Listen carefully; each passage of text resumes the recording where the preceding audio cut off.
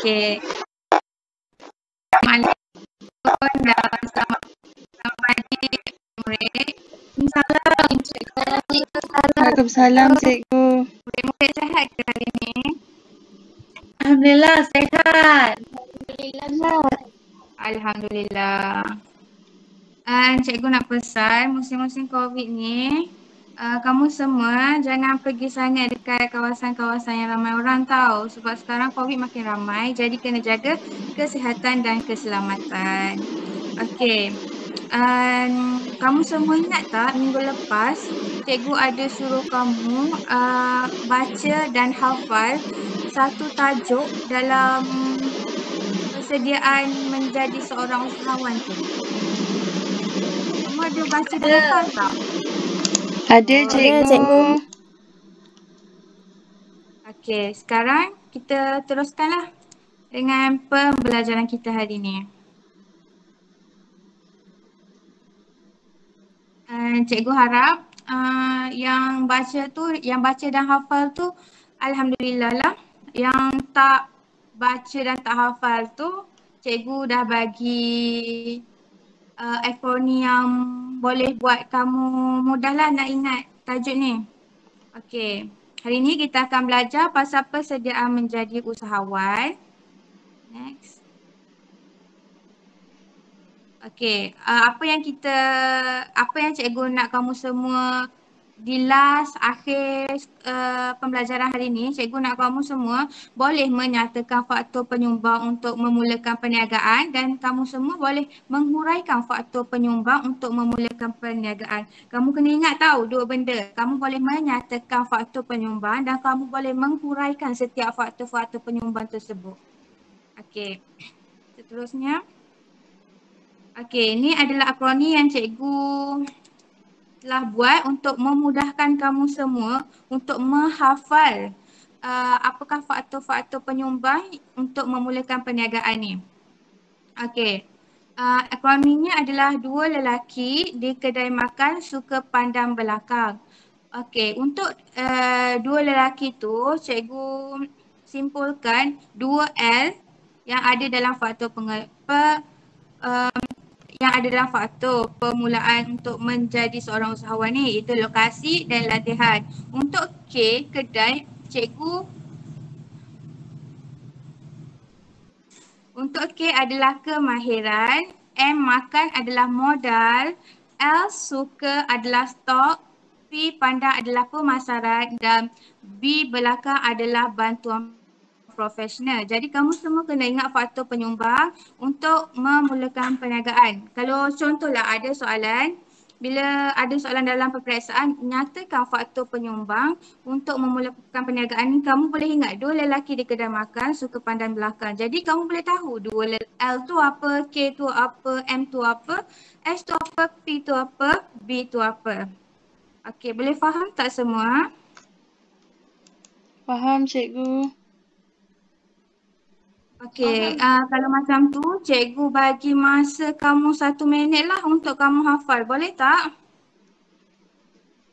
Okey Nanti cikgu. cikgu akan tanya.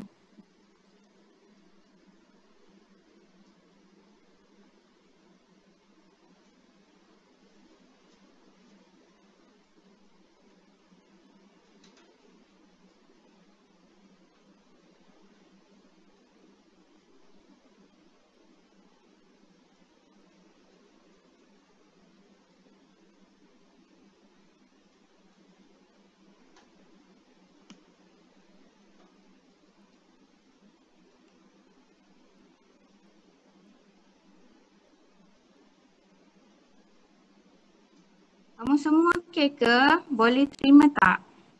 Boleh hafal tak? Boleh cikgu.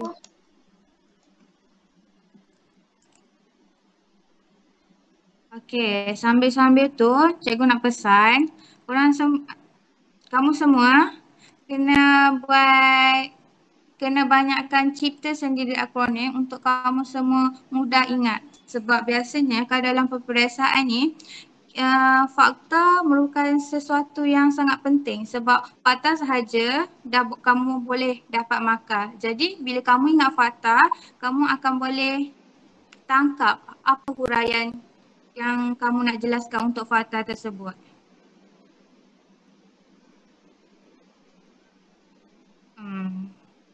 Kamu dah hafal ke? Boleh tak cikgu tanya? Boleh cikgu. Okey, Nak cuba sebab cikgu. boleh. Silakan tapi kamu kena jujur tau. Jujur yang kamu tak boleh tengok slide ni. Baik cikgu. Okey. Saya mula ya. Akronimnya dua lelaki kedai makan suka pandang belakang. Betul. Jadi yang dua lelaki tu lokasi plus latihan, Betul. kedai, kemahiran, makan, modal, suka, stok, pandang, pemasaran, belakang, bantuan profesional juga. Betul. Okey, nampak kat situ kamu semua dah berjaya untuk menyatakan faktor permula untuk menjalankan perniagaan ni. Okey, cikgu nak uji kamu sekali lagi. Kita main sama-sama sebab tadi Husna seorang je kan. Sekarang kita nak sama-sama main game ni. Nak tengok kamu betul-betul faham ke Husna seorang je yang faham. Okay, kita main game ni tau. Boleh cikgu?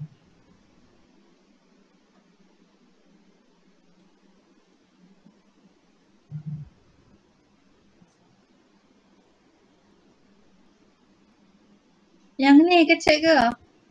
Betul.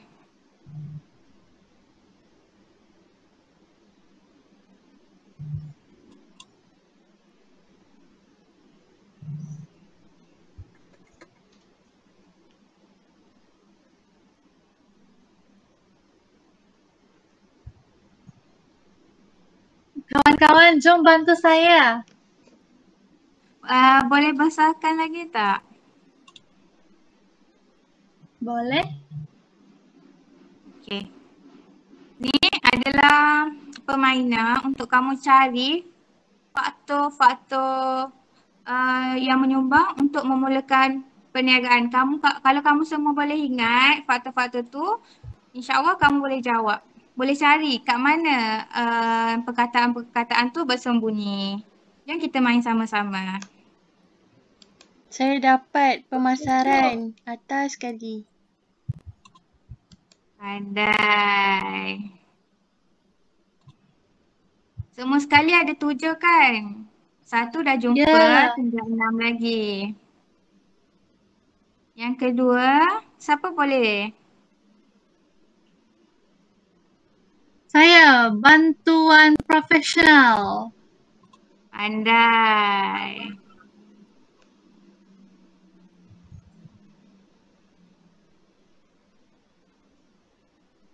Marisha nak try tak? Senyap je. Tengah mencari. Okey, kita cari sama-sama ya. Ada 5 lagi. Kat mana dia bersembunyi? Terbalik ke cikgu? Ada perkataan yang terbalik ke? Ada.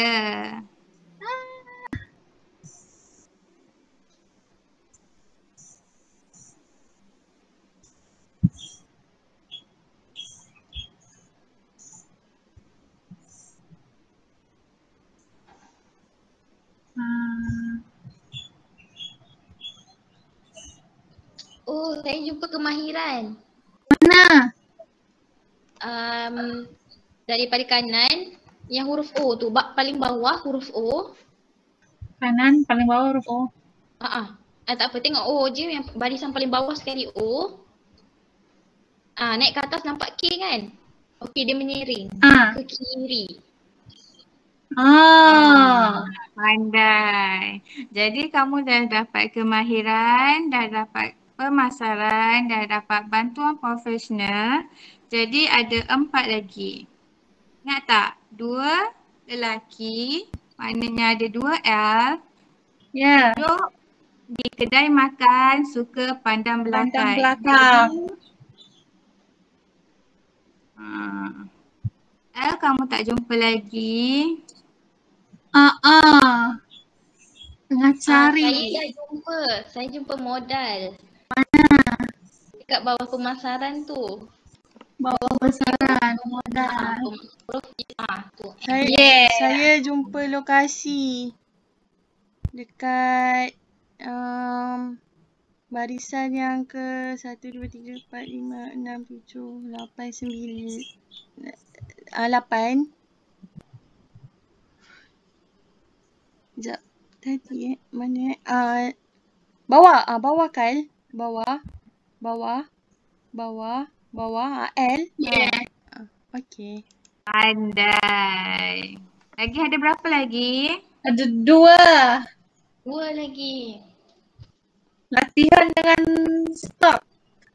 Betul.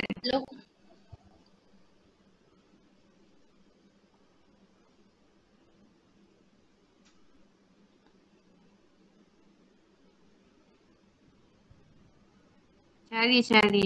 Saya dah jumpa latihan juga dekat yang tu yang dekat-dekat dengan lokasi tadi yang ULD. Yes. Latihan ke bawah. Tadi kan Latihan. yang Pandai. 1 je lagi. Satu lagi. Okay, saya dah jumpa stop. Mana? Kan ada kemahiran. Lepas tu bergerak menyiring juga. 1, 2. 1, 2. Okey, yang K tu nampak tak? STOK. Mana? K tadi. Tadi start. Okey, naik ke atas. 1, bergerak ke atas dia. Okey, yang O tu. Oh, Yes. ini. Sebelah Q. Sebelah Q. Ya. Okey, pandai semua. Jadi sekarang kamu dah selesaikan objektif kita. Yang pertama iaitu menyatakan faktor penyumbang untuk mulakan perniagaan. Okey, sekarang cikgu akan huraikan untuk setiap faktor-faktor tersebut. Dan cikgu nak kamu semua catat kata kunci yang cikgu akan nyatakan nanti. Okey, yang pertama adalah modal. Modal ni adalah permulaan bagi sesuatu perniagaan. Kalaulah kita nak start satu perniagaan, kita wajib ada modal. Modal tu bukan sahaja wang. Dia boleh jadi aset, dia boleh jadi stok. Contohlah, kamu semua nak buka perniagaan pakaian. Jadi kamu kena ada duit untuk beli bahan mentah, kamu kena ada alatan untuk buat baju tu. Jadi modal ni merupakan satu faktor yang sangat utamalah. Okey, boleh faham tak? Faham. Boleh cikgu. Okey. Boleh cikgu. Untuk kemahiran ni, usahawan perlu melengkapkan diri dengan pengetahuan dan mempunyai kemahiran tertentu sebelum menceburikan diri dalam bidang perniagaan. Okey, kamu pernah tengok tak mana-mana usahawan yang dia bermula, dia nak join sesuatu perniagaan tak, tetapi tak ada langsung kemahiran. Kamu ada pernah jumpa tak dengan mana-mana usahawan tu? Dia tak ada kemahiran untuk menguruskan sumber manusia. Dia tak ada kemahiran untuk mengawal kewangan. Jadi macam mana dia nak membina perniagaan, betul tak? Jadi betul tak semua? Betul. Jadi kalaulah dia tak ada kemahiran, maknanya nanti dia akan susahkan diri dia, mungkin dia akan jatuh down, tapi dia kena melengkapkan diri dia dengan kemahiran dululah kalau betul-betul dia nak menjadi seorang usahawan yang berjaya. Okey, seterusnya.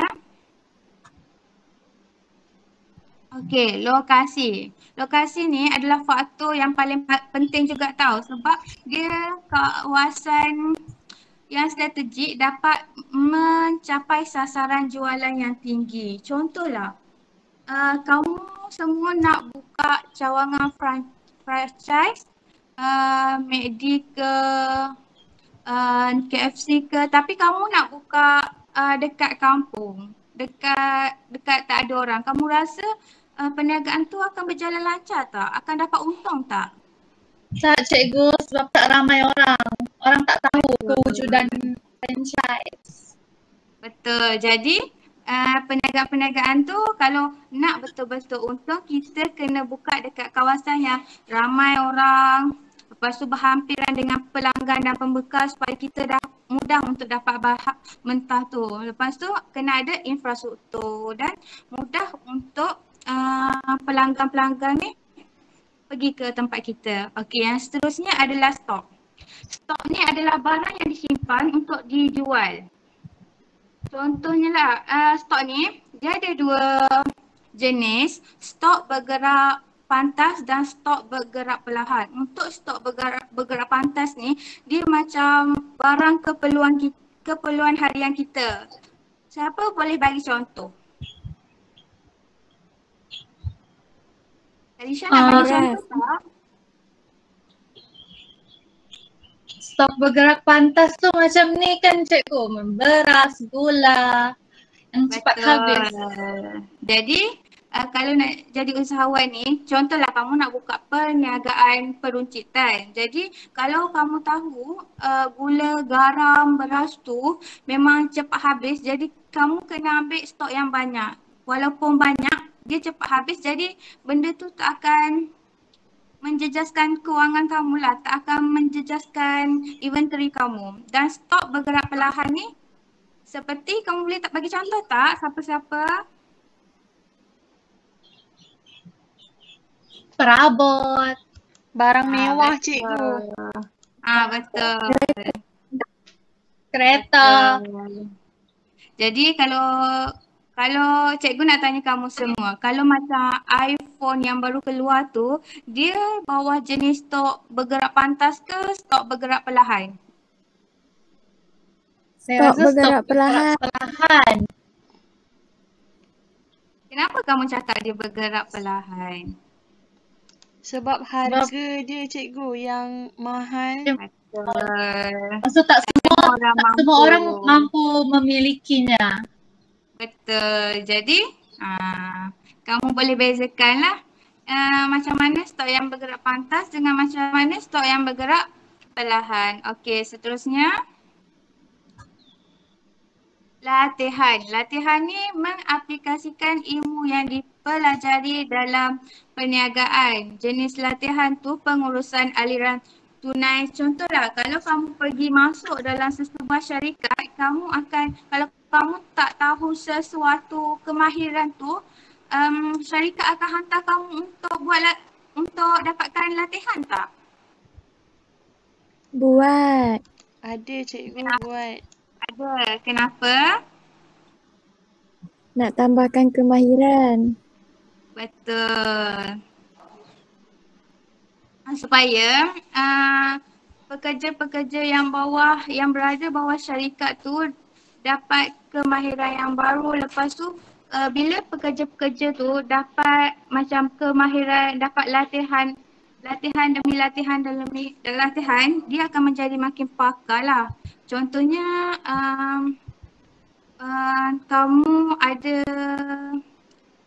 kamu bekerja di syarikat pembankan. Jadi syarikat tu akan sentiasa hantar kamu untuk membuat latihan-latihan yang berkaitan dengan perbankan supaya kamu makin mahir. Dan bila kamu mahir, perniagaan pun akan berkembang dengan cepat.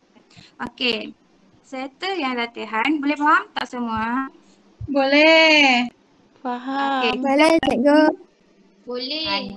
Semua. Okey, kita pergi pemasaran. Cikgu rasa kalau pemasaran ni kamu semua dah macam boleh agak apa tu kan? Betul tak? Betul cikgu. Betul. Sebab Betul kan? Sebab pemasaran ni dia memang popular dengan perniagaan. Okey. Pemasaran ni dia terdapat dua faktor. Iaitu sasaran dan campuran pasaran. Sasaran tu macam mana kita nak, kepada siapa kita nak sasarkan, kita nak jual produk tu lah. Dan campuran pasaran tu seperti yang kamu sedia maklum, dia ada produk, ada tempat, ada harga dan ada promosi. Kamu tahu kan? Kamu faham kan yang ni? Faham. Faham cikgu. Okey. Bagus. Kita pergi ke faktor yang terakhir, iaitu bantuan profesional. Bantuan profesional ni dia ada dua, itu sokongan kewangan dan bukan kewangan. Sokongan kewangan biasalah. Dan dua-dua sokongan ni kita boleh dapat daripada kerajaan dan bukan kerajaan juga. Boleh kamu bagi contoh tak? Contoh sokongan kewangan yang kerajaan bagi untuk usahawan-usahawan ni.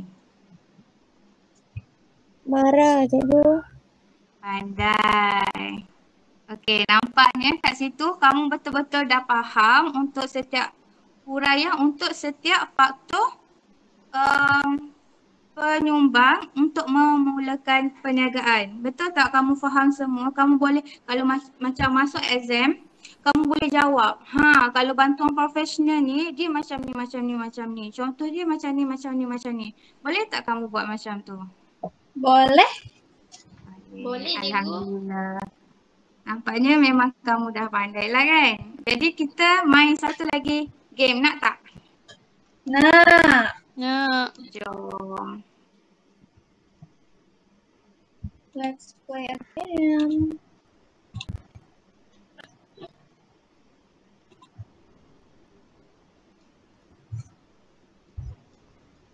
Okey, apakah yang dimasukkan dengan barang yang disimpan untuk dijual? Apakah? Betul. Okey, soalan yang kedua ni boleh tak cikgu fokuskan kat siapa cikgu nak tanya? Boleh cikgu. Okey, cikgu nak Nazura bagi tahu apakah pengetahuan dan kemampuan tertentu dalam bidang perniagaan. Itu masuk untuk perkataan apa? Frasa apa? Kemahiran. Betul. Okey. Jom kita buat sama-sama yang lain. Mengaplikasikan ilmu yang dipelajari dalam perniagaan. Apakah itu? Apa yang memberi maksud mengaplikasikan ilmu yang dipelajari dalam perniagaan? Latihan. Betul. Sekejap, sebelum tu, kamu boleh beza tak latihan dengan kemahiran ni macam mana? Keliru sikit cikgu. Dia, kemahiran ni yang kamu kena ada sebelum kamu mencuburi bidang perniagaan lah.